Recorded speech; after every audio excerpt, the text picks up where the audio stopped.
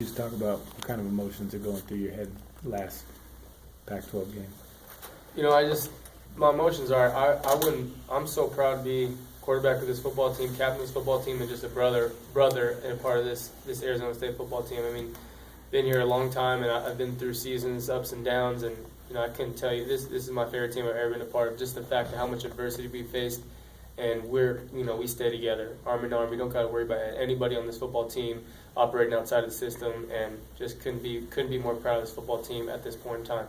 How frustrating is it though to lose a game like this? I mean, you probably had one of the best games of your career tonight, and just couldn't get over it, just couldn't get it done. It's frustrating, but like I just said, we're a team. Coach came in there, said what he needed to say, but at the end of the day, we know the result. At the end of the day, you got to give credit to that football team. They did an outstanding job on both sides of the ball. But at the end of the day, we have a team, we have a family. It doesn't matter. I can look Lloyd in the face after the game and know that he put everything, his heart, every single part of his body on the line. And then 30 years from now, I can call him up and say, we didn't get it done, but I love you, man. You did everything you can for this football team. Mike, what do you think the difference was in the second half, especially in the red zone? Red zone, I mean, this is one of the best conferences in football. It's not easy to get in the end zone, but at the end of the day, it's on me as a quarterback to make sure we get 6 points. But we just got to focus on not turning the football over. And obviously Zane and the special teams unit did an incredible job. But you know what? We didn't get it done tonight. Credit to them. But I still love this football team and proud to be a teammate here. Well, you guys got off to a pretty good start. What kind of happened in the second half there from your perspective? Mainly just a few miscommunications. Guys, not being as focused, but like, Berko said, man, really just us being able to come together as a team when we go through adversity, being able to stick together. Those are the things that really matter throughout the game. And I feel like we did that tonight, although we came up short. But, it's just something to build on and, continue to improve on as a team. Were there issues with getting the signals in, or are you guys on the same page in the secondary? For the most part, we were on the same page, but it was still, a few things that we could have done better, on each side of the ball. But, I mean, really, man, it comes down to us, defensively, as far as just executing on assignments. And, for the most part, we did that, but there was times that we didn't do as well. And, it costed us. But you can give credit to them, and they're a very talented team, great quarterback, great receivers, man. And, we just didn't get the job done tonight. What was it like going up against Goff? A lot of people say Coach Graham even say he thinks he's the best quarterback in the Pac-12. He's a talented guy. Much credit to him. Great game manager. But we had a great game plan going in. It was just up to us, as players to go out and execute. Devin, what's your emotion when you had probably the two best games of your career?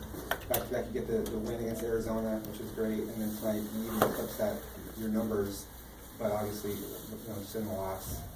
The numbers don't mean anything when you take an L, point blank, simple and plain. I'm just happy that I was able. If there was anyone, I'd rather take an L with this team than anybody else. We have a great team, we have great coaches. We just weren't able to get it done, and credit to that other team for handling their business tonight. Mike, looking back on the season, what are you going to remember most now that the season's coming to a close? Coach, former players and coaches talk about it all the time. The things you remember most are not always, inside the white line. It's the pregame practices, waking people up when they're tired in the morning, messing around in the lunchroom afterwards, and just it's amazing what we've built here in the last 4 years under Coach Graham, the type of unity that we have in this football team, and it's in the classroom. I mean, the type of leadership that we have is second to none, and it's just amazing to see the growth of that. But that's really what it is. It truly is a football family, and those memories will last a lifetime. I mean, the fact that you are going to have another game to play and to improve on what went wrong tonight, is that, I don't know if comfort is the right word, but maybe just a sense of maybe redemption that you can have in the future?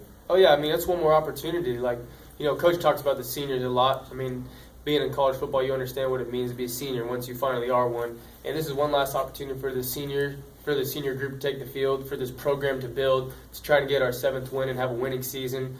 And, games aren't easy. You can't expect anything to be handed to you. But wherever we are, we're going to be blessed to get the opportunity to go, play a bowl game and, go out and show what Sun Devils do. Devin, you and Mike connected on really full spectrum of different types of passes tonight. What was it like just kind of being in that zone with him? It's great, you know, but me and Mike always had that connection. Like I've always said, we've been working on this since summer, and I know Mike will feel the same way. As well as we connected, we still took an L, so we'd rather win than us have a great connection any time of the day. And then Todd has talked about just the fact that last year, the difference from Michigan last year was just winning the close games. You won them last year, this year you haven't. Can you put your finger on why the close games have gotten away from you this year? You know, that's part of college football. It's part of the sport. You know, you don't want to call it luck one year or the other. It's just, it's just wrong place, wrong time sometimes. I mean, and if it's one play, if it's a special teams play, if it's a play early in the first quarter in the red zone, I mean, you can't really call it, being unlucky, because at the end of the day, we're the ones out there on the field. We're the ones making the plays or not making the plays. But you know what? Those are plays that, you remember the games where you win them, and you hate to remember them when you lose them. But if, like Devin said, if you're gonna ever lose with a football team, this is the one team to do it, because there's no one that tries to be an outcast, because we go arm in arm after the game. We pray with each other. We love each other. We're hugging each other after the game, and this really is a team. Thanks, guys.